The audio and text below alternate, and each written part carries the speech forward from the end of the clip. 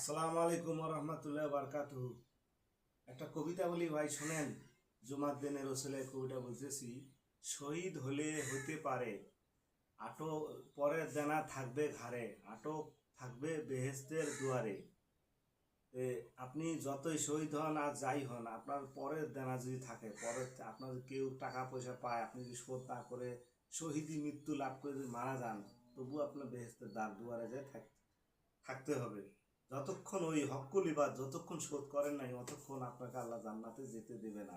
কারণ আল্লাহ পাক তার নিজে নামাজ কম পড়ছেন, রোজা হয়তো ভুল করছেন, অমুক তমুক নানান ইত্যাদি আল্লাহর হক ফেল করছেন, সেগুলো আল্লাহ মাফ করবে। কিন্তু আল্লাহ চাইলে মাফ করতে পারে, কিন্তু আপনি পরের দেনা যদি, মানুষ যদি আপনার থেকে টাকা পায়, টাকা পয়সা পায়, আপনি সেটা তো আল্লাহ পাক মাফ করবে না।